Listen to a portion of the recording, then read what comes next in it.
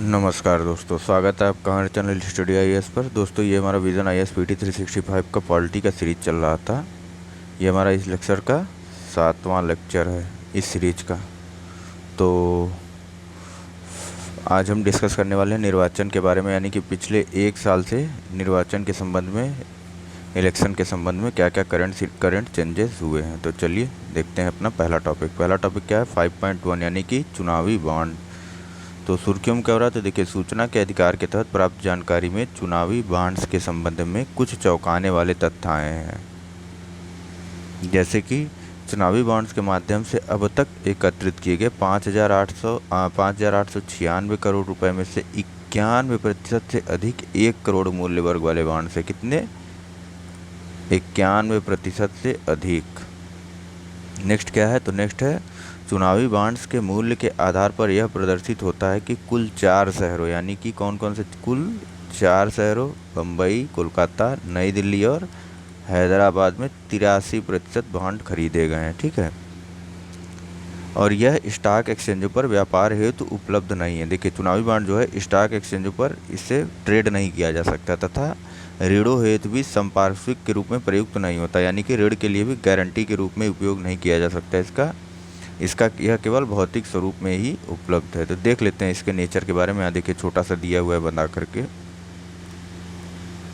देखिए, it was introduced in the union budget of 2017-18 to clean up political funding without disclosing the identity of the donor. मतलब कि कब चुनावी bond को कब वो किया गया था, इंट्रोड्यूस किया गया था, तो 2017-18 के बजट में। किस लिए किया गया था, तो पॉलिटिकल फंडिंग की सफाई के लिए। मतलब पॉलिटिकल फंडिंग जो है, इसमें जो है भ्रष्टाचार ना हो, इसकी पारदर्शिता के लिए। ठीक है, without disclosing the identity of donor की आइडेंटिटी जो है इससे डिस्क्लोज नहीं होती। नेचर कैसा है, तो देखिए, barrier instrument in the nature of the promissory notes. इसका जो है ये प्रॉमिसरी नोट्स के रूप में इसका इस्तेमाल होता है। इंटरेस्ट फ्री बैंकिंग इंस्ट्रूमेंट, इसमें इंटरेस्ट भी नहीं मिलता। ठीक है, लाइफ स्पैम कितनी, मतलब इसका लाइफ साइकिल कितना का, तो ये केवल 15 दिन के लिए वैलिड होता है।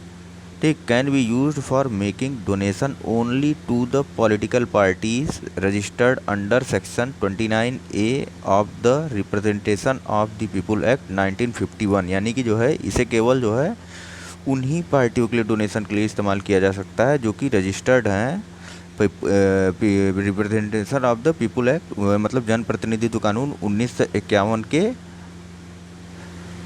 सेक्शन 29A में। ठीक है, and has received not less than 1% of the vote in the दूसरी कंडीशन है ये, and had received not less than 1% of the votes in the last Lok Sabha और असेंबली इलेक्शन। मतलब जो आखिरी लोकसभा या असेंबली विधानसभा चुनाव हुए थे उनमें कम से कम उस पार्टी को 1% से कम वोट ना मिला हो। ठीक है, नेक्स्ट है एलिजिबिलिटी क्या है, कौन कौन इसे ले सकता है, तो देखिए, अ सिटीजन ऑफ इंडिया और a body incorporated in India, कोई भारत का नागरिक या फिर कोई ऐसी संस्था जो कि इंडिया में रजिस्टर्ड हो। ठीक है, on fulfilment of the all the extent KYC norm, मतलब सभी केवाईसी नॉर्म्स के लिए, सभी केवाईसी नॉर्म्स के फुलफिलमेंट होना चाहिए। By making a payment from a bank account, ये जो है बैंक अकाउंट से ही पेमेंट किया जा सकता है इसके लिए, कैश के फॉर्म में नहीं। ठीक है,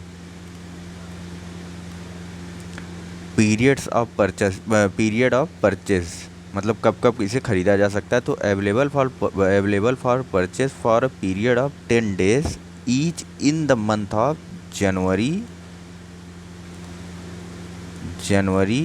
अप्रैल, जुलाई, अक्टूबर। ठीक है, मतलब पूरे साल भर ये इसे नहीं खरीदा जा सकता, केवल जो है जनवरी, अप्रैल, जुलाई, अक्टूबर, इन्हीं महीनों में केवल 10 दिन के लिए। ठीक है, ये उपलब्ध होता है खरीदने के लिए। As may be specified by the government of India, या फिर जो गवर्नमेंट ऑफ इंडिया डिसाइड करे, इसके अलावा अगर हो तो। ठीक है, जनवरी के बाद फरवरी मार्च छोड़ के अप्रैल में, अप्रैल के बाद मई जून छोड़ के जुलाई में, जुलाई के बाद अगस्त सितंबर छोड़कर अक्टूबर में, यानी कि 2-2 महीने के गैप पे बस जनवरी याद कर लीजिए, हो जाएगा काम आपका। ठीक है, अक्टूबर नवंबर के बाद फिर दिसंबर में, सिंपल है। हाउ टू यूज़ कैसे, कंडीशन क्या है, एक सेकेंड।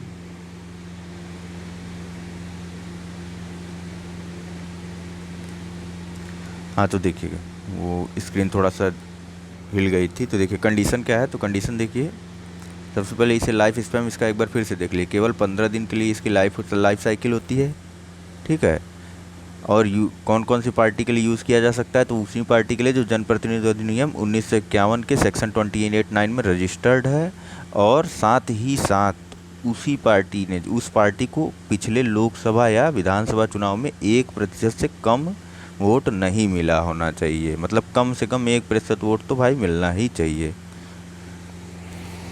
हाउ टू यूज़, तो देखिए the party can encash the bonds only by depositing these in its bank registered with election commission within 15 days of issuance of the bond। मतलब party को जो है ये बॉन्ड जो है केवल उन्हीं बैंक में डिपॉजिट कर सकती है जो कि इलेक्शन कमीशन के पास रजिस्टर्ड हो, और 15 दिन के अंदर, ठीक है, बॉन्ड के इशू होने के। And it shall be credited on the same day, उसी दिन जो है इस पार्टी के बैंक अकाउंट में वो क्रेडिट हो जाएगा जो भी बॉन्ड की वैल्यू रहेगी, ठीक है। If not deposited with in 15 days, अगर क्या होता है कि पार्टी 15 दिन के अंदर जो है उसे डिपॉजिट नहीं कर पाती, then the amount of the bond will be credited to the prime minister relief fund.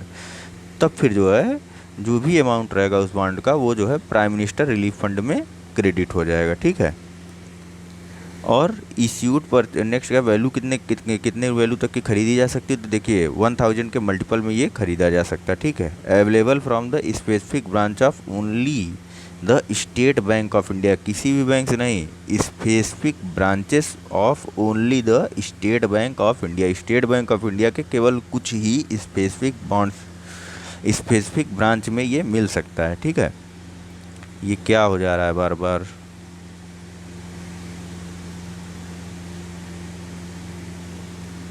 Next देख लेते हैं हमारा क्या है।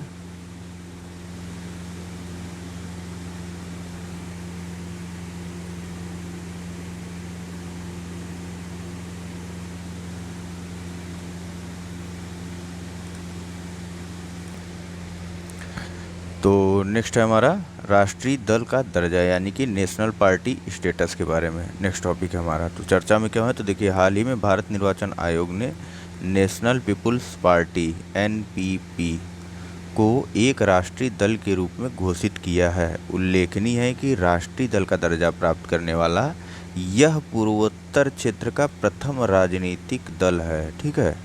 NPP जो है राष्ट्रीय दल का दर्जा पाने वाला पूर्वोत्तर क्षेत्र का पहला राजनीतिक दल है, ठीक है। तो आइए देख लेते हैं इससे संबंधित और क्या क्या तथ्य हैं। तो सबसे पहले तो देखिए NPP को कहाँ कहाँ मान्यता प्राप्त है, तो NPP को अरुणाचल प्रदेश, कहाँ कहाँ, अरुणाचल प्रदेश, मणिपुर, मेघालय और नागालैंड, ठीक है। अरुणाचल प्रदेश, मणिपुर, मेघालय और नागालैंड, ठीक है। अरुणाचल प्रदेश, मणिपुर, मेघालय और नागालैंड में राज्य स्तरीय दल के रूप में मान्यता प्राप्त है, ठीक है। यह देश का जो है 8वां राजनीतिक दल बन गया है फिलहाल। अन्य 7 राजनीतिक दल कौन कौन से हैं, तो देखिए भारतीय राष्ट्रीय कांग्रेस यानी कि Congress party, Bharatiya Janata party, Bhajpa, Bahujan Samaj party Baspa, भारतीय कम्युनिस्ट पार्टी CPI, भारतीय कम्युनिस्ट पार्टी मार्क्सवादी CPIM, नेशनल कांग्रेस पार्टी यानी कि NCP, इसके अलावा ऑल इंडिया तृणमूल कांग्रेस, ठीक है, AIDMK।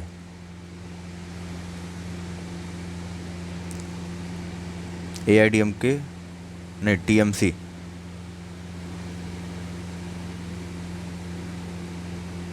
ठीक है। नेक्स्ट ऑल इंडिया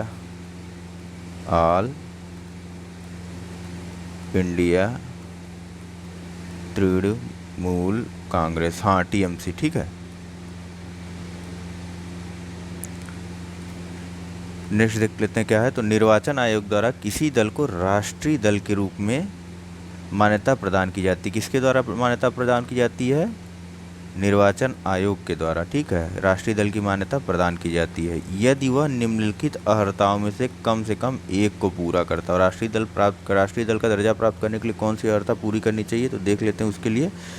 यदि उसे लोकसभा अथवा विधानसभा के आम चुनाव में 4 या अधिक राज्यों में, ठीक है, लोकसभा या अथवा विधानसभा के आम चुनाव में 4 या अधिक राज्यों में डाले गए कुल वैध मतों का 6% प्राप्त हुआ। कुल वैध मतों का, ठीक है, कुल वैध मतों का 6% प्राप्त हुआ तथा इसके अतिरिक्त, इसके साथ साथ, ठीक है, इसी में है, इसके साथ साथ उस दल ने किसी भी राज्य या राज्यों से लोकसभा की कम से कम 4 सीटें प्राप्त की हों, ठीक। मतलब पहली शर्त में ही 2 कंडीशन है।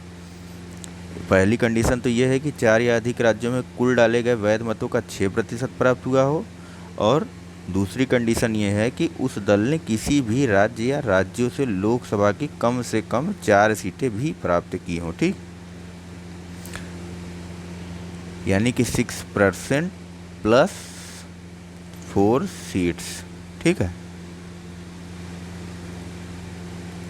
नेक्स्ट है, यदि उसने, या फिर जो है इसके अलावा, इस पहली कंडीशन के अलावा जो है, यह दूसरी कंडीशन यह है कि यदि उसने आम चुनाव में लोकसभा की 2% सीटों पर विजय प्राप्त की हो, ठीक, 2% सीटों पर विजय प्राप्त की हो तथा और ये सदस्य 3 विभिन्न राज्यों से निर्वाचित हो। मतलब 2% तो सीट मिली ही मिली हो, किसी एक राज्य से नहीं, 2 राज्य से मिली हो।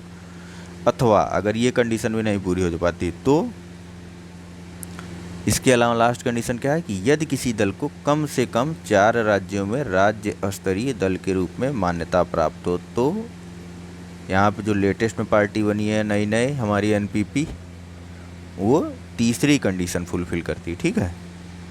इस आधार पे उसे मान्यता प्राप्त मिली, राष्ट्रीय दल के रूप में मान्यता प्राप्त मिली। हालांकि देखिए नेक्स्ट क्या है, निर्वाचन आयोग राजनीतिक दलों को विपंजीकृत करने हेतु प्राधिकृत नहीं है, ठीक है।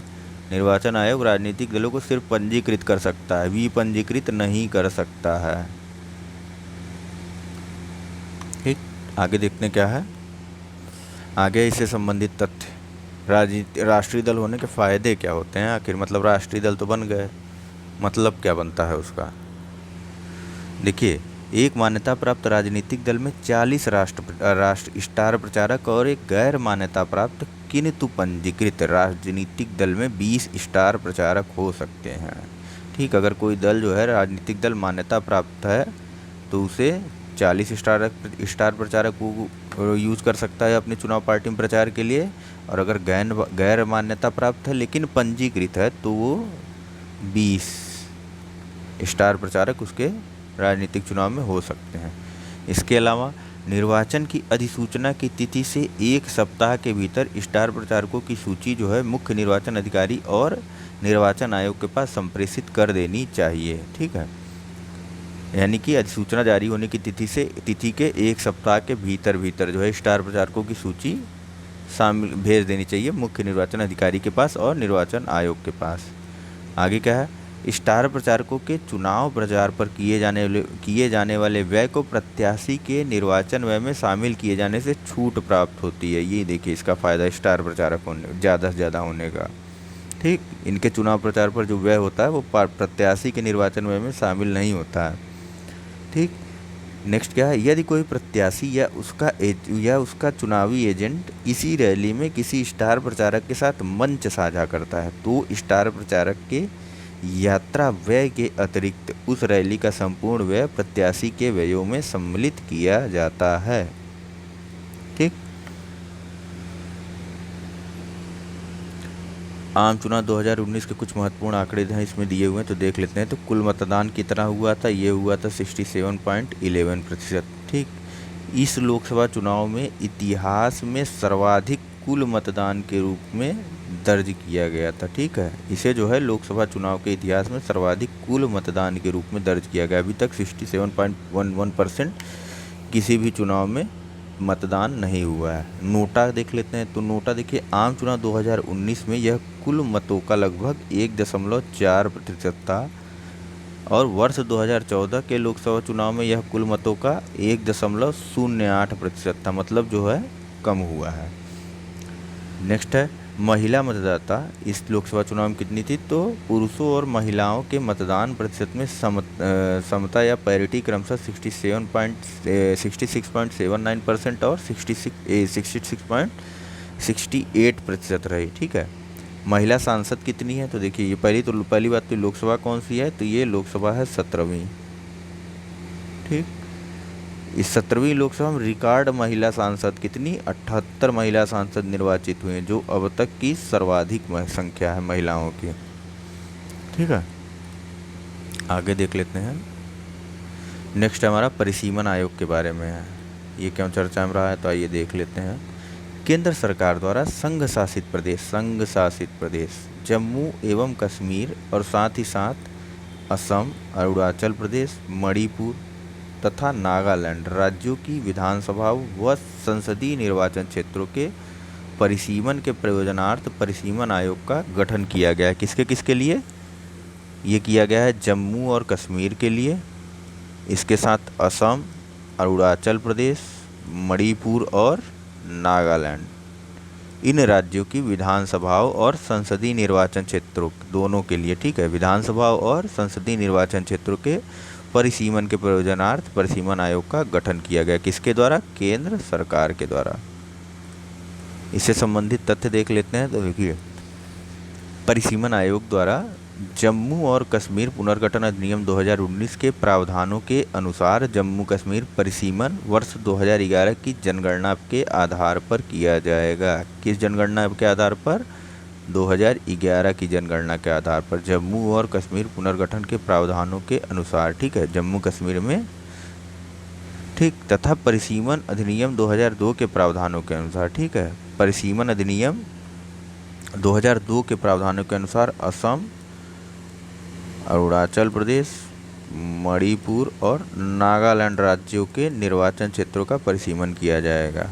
ठीक, नेक्स्ट क्या है, तो नेक्स्ट है लोकसभा और राज्य विधानसभाओं के निर्वाचन के प्रयोजनार्थ वर्ष 2001 की जनगणना के आंकड़ों के आधार पर परिसीमन के कार्य को नवंबर 2008 में पूरा किया गया था।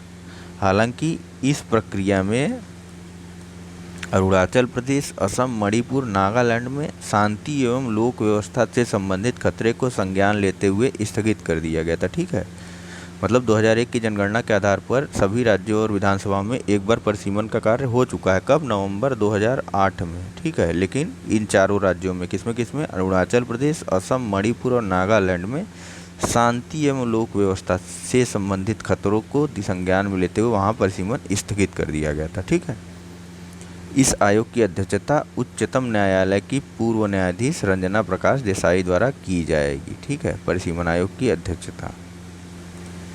परिसीमन के बारे में जान लेते हैं। तो परिसीमन का शाब्दिक अर्थ क्या होता है, यह होता है विधायी निकाय वाले किसी देश या किसी प्रांत के क्षेत्रीय निर्वाचन क्षेत्रों की परिसीमाओं अथवा सीमाओं का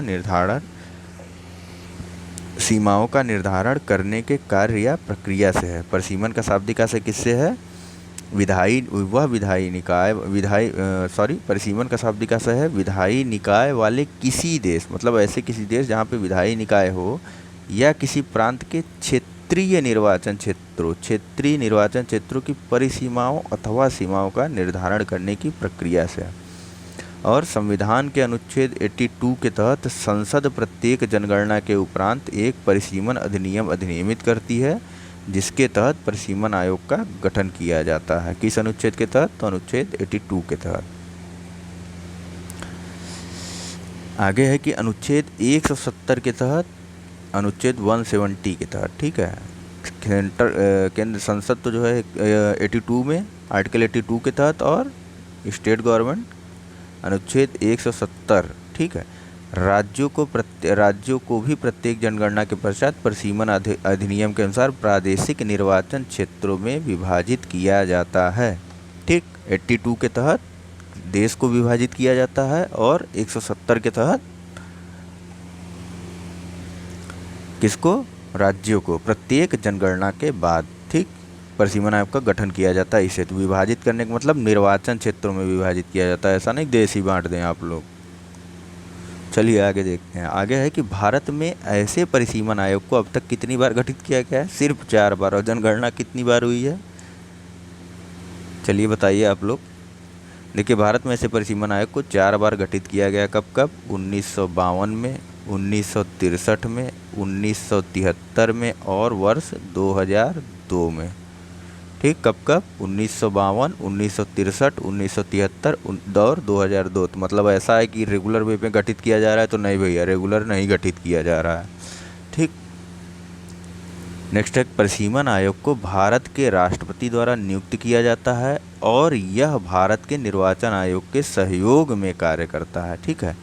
परिसीमन आयोग में 3 पदेन सदस्य होते हैं। कौन कौन होता है? अध्यक्ष के रूप में उच्चतम न्यायालय का एक सेवारत या सेवानिवृत्त न्यायाधीश। ठीक।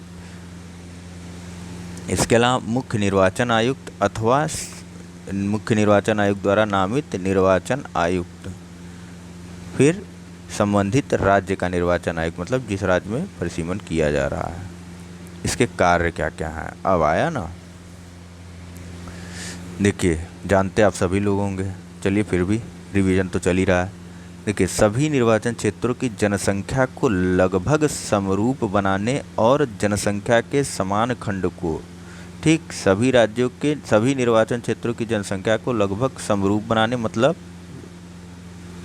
एक निर्वाचन क्षेत्र में अगर 10 लाख की जनसंख्या, मान लीजिए ये कोई क्षेत्र है, ठीक है, इसकी टोटल ये कोई स्टेट है, इसकी टोटल पॉपुलेशन है 40 लाख।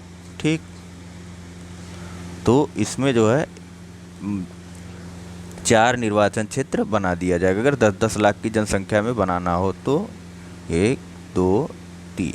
ठीक, ये हो गया 10 लाख, यहाँ हो गया भैया 10 लाख, इसका हो गया 10 लाख, इसका हो गया 10 लाख, इसका हो गया। तो यही चीज़ है, निर्वाचन क्षेत्रों की जनसंख्या को लगभग समरूप बनाने और जनसंख्या के समान खंडों को समान प्रतिनिधित्व प्रदान करने हेतु निर्वाचन क्षेत्रों की संख्या और सीमाओं का निर्धारण करना। ठीक। अब यहाँ से सबका जो है समान प्रतिनिधित्व मिल गया ना, चारों क्षेत्रों की जनसंख्या हर 10-10 लाख पे। देखिए, यहाँ से भी एक प्रत्याशी आ गया, यहाँ से भी एक प्रत्याशी आ गया, यहाँ से भी एक और यहाँ से भी एक। ठीक। और पहले यहाँ से कितना था? पहले 40 लाख पे 4 था। ठीक। चलिए आगे देखिए। नेक्स्ट है कि अनुसूचित जातियों और अनुसूचित जनजातियों के लिए जहां भी उनकी जनसंख्या अपेक्षाकृत अत्यधिक हो, आरक्षित सीटों की पहचान करना, ये भी इसी का काम है। ठीक है। नेक्स्ट है कि ज्ञातव्य है कि परिसीमन आयोग के आदेश में विधि का प्रभाव निहित होता है और इसे किसी भी न्यायालय के समक्ष प्रश्नगत नहीं किया जा सकता है। ठीक। केंद्र सरकार द्वारा, नेक्स्ट क्या है, केंद्र सरकार द्वारा कार्यान्वित विभिन्न परिवार नियोजन कार्यक्रमों के कारण 1981 और 91 की जनगणना के पश्चात कोई परिसीमन नहीं हो सका था। कब कब? 1981 और 91 की जनगणना के पश्चात। ठीक।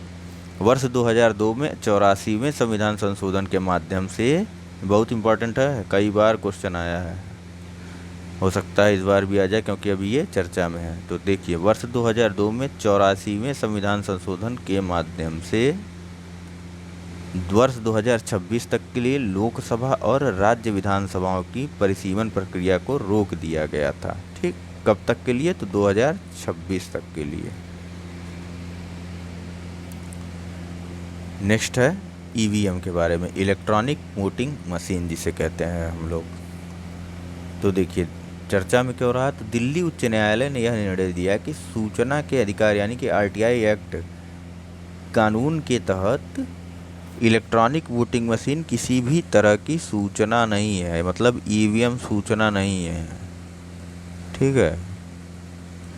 तो अब इलेक्ट्रॉनिक वोटिंग मशीन के बारे में जान लेते हैं। देखिए, ईवीएम में एक क्या होता है, कंट्रोल यूनिट होता है, एक बैलेटिंग यूनिट संलग्न होता है। ईवीएम में 2 यूनिट होते हैं, कौन कौन से? एक कंट्रोल यूनिट और एक बैलेटिंग यूनिट।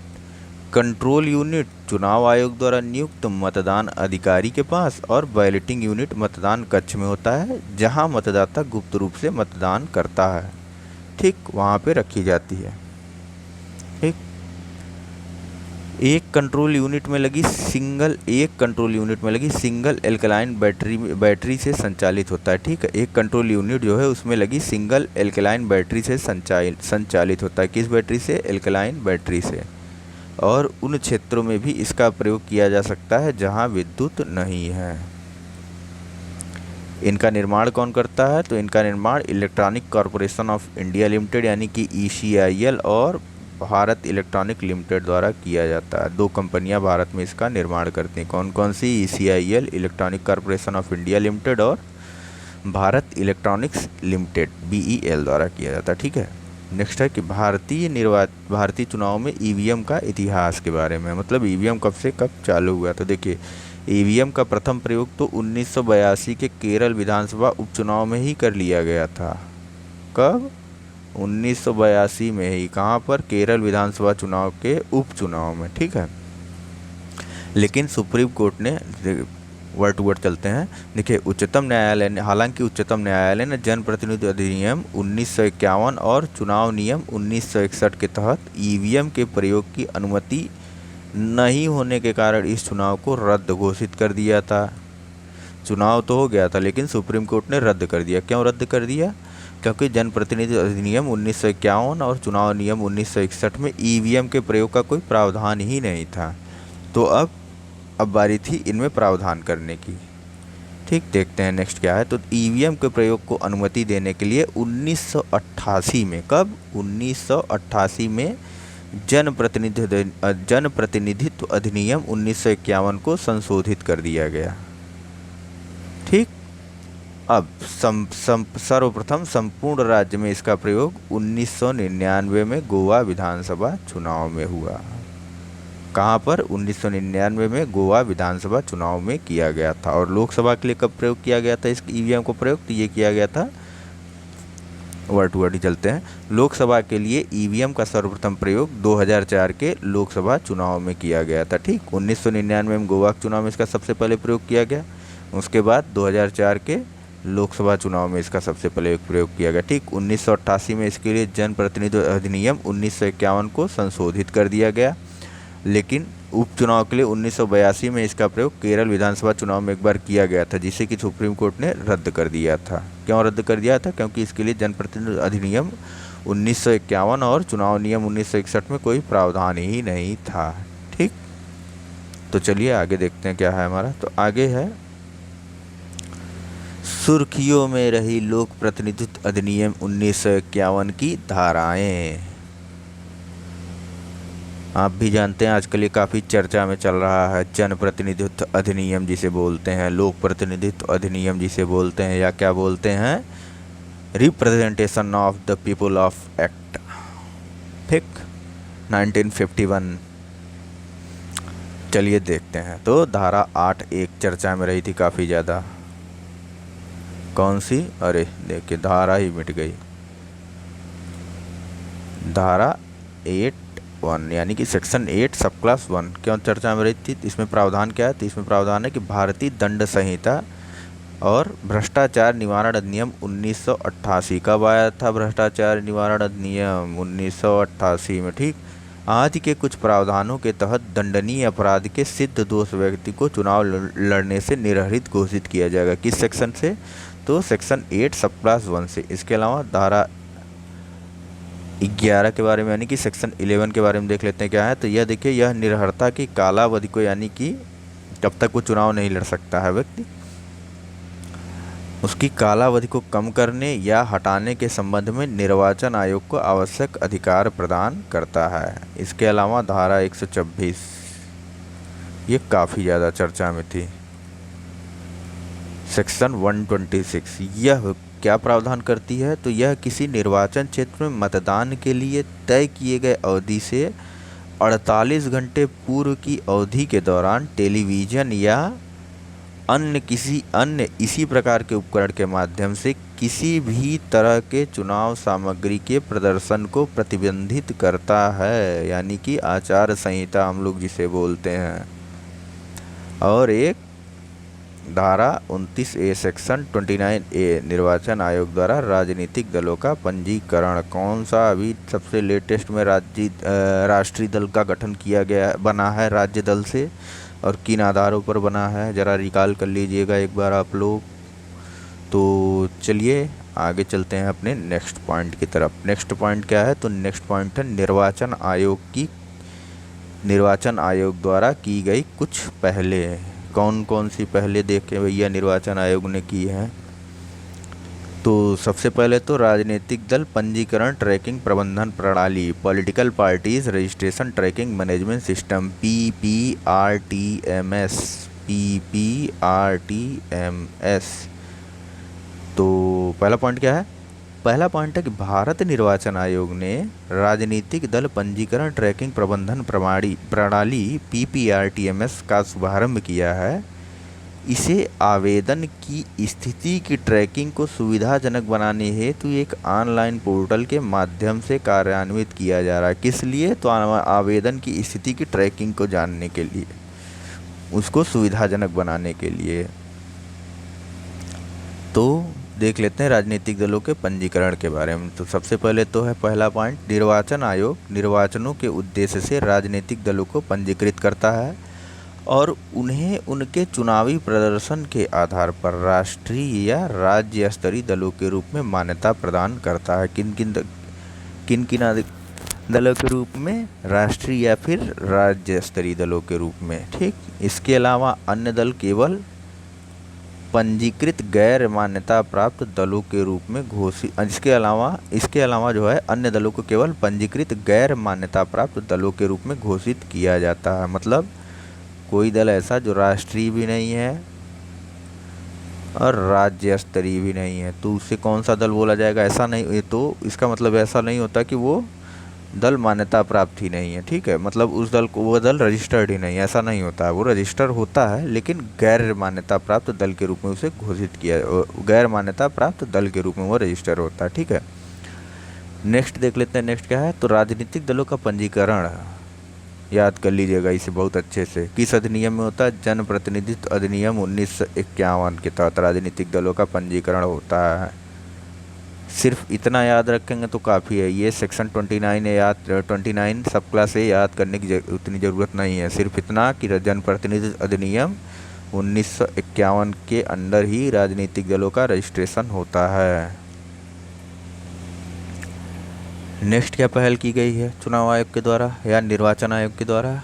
तो मतदाता सत्यापन है, तो चेहरे की पहचान, facial recognition for voter verification.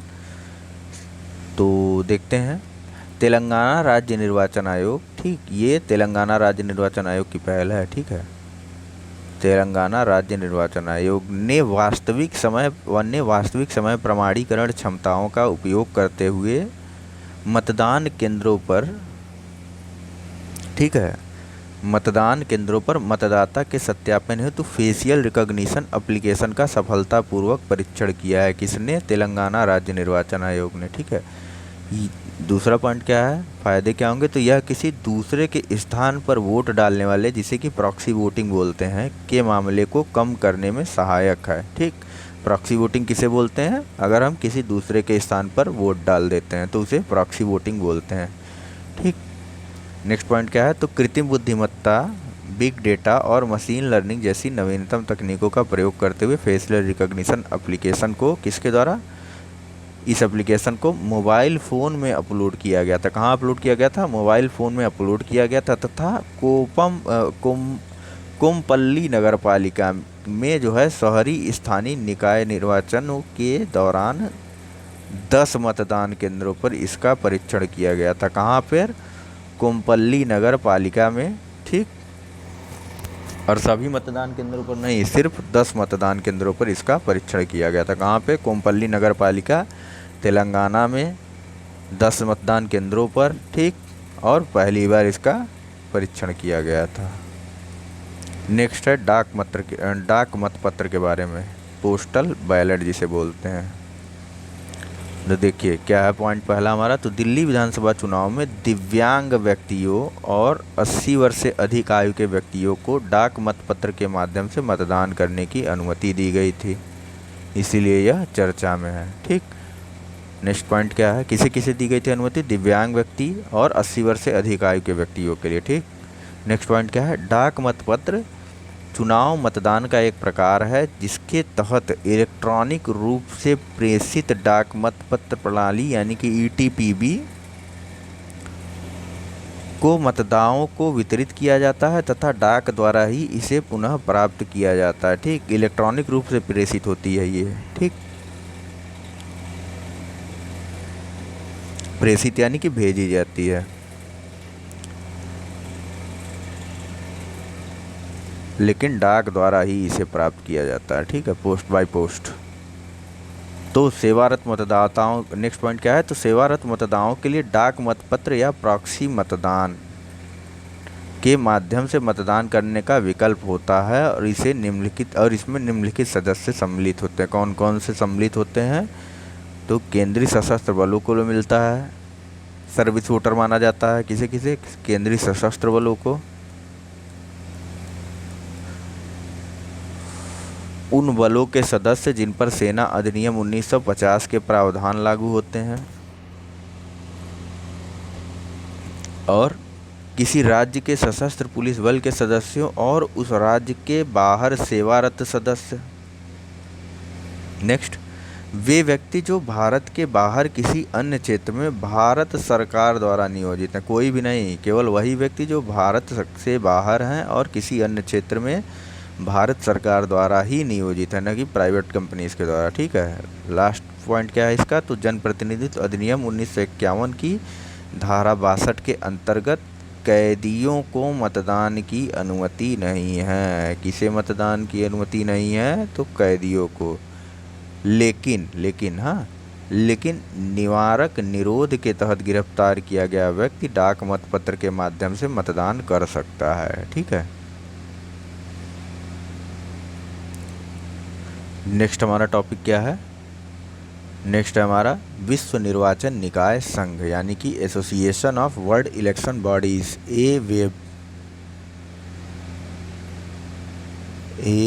Web association of world election body. तो देखते हैं क्या चर्चा में रहा। हाल ही में जो है भारत निर्वाचन आयोग ECI ने, इलेक्शन कमीशन ऑफ इंडिया ने बेंगलुरु में विश्व निर्वाचन निकाय संघ की चौथी महासभा की मेजबानी की थी। किसने की थी, इलेक्शन कमीशन ऑफ इंडिया ने। कहाँ पे की थी, बेंगलुरु में की थी। कौन सी महासभा थी, चौथी। किसकी थी, तो विश्व निर्वाचन निकाय संघ यानी कि association of world election bodies. तो इसके बारे में जानना जरूरी हो जाता है। पहला पॉइंट क्या है विश्व निर्वाचन निकाय संघ के बारे में, तो यह संपूर्ण विश्व के निर्वाचन प्रबंधन निकायों का सबसे बड़ा संघ है। इसकी स्थापना वर्ष 2013 में दक्षिण कोरिया में हुई थी और इसका एक स्थायी सचिवालय कहाँ है, सियोल में है। ठीक, विश्व निर्वाचन निकाय की स्थापना कब हुई थी, तो ये हुई थी 2013 में। कहाँ हुई थी, दक्षिण कोरिया में। इसका एक स्थायी सचिवालय है सियोल में। नेक्स्ट क्या है, नेक्स्ट है इसका उद्देश्य क्या है, तो इसका उद्देश्य सदस्य देशों में निर्वाचन प्रबंधन की प्रक्रियाओं को सशक्त बनाना है। नेक्स्ट पॉइंट क्या है, तो नेक्स्ट पॉइंट है यह संपूर्ण विश्व में स्वतंत्र,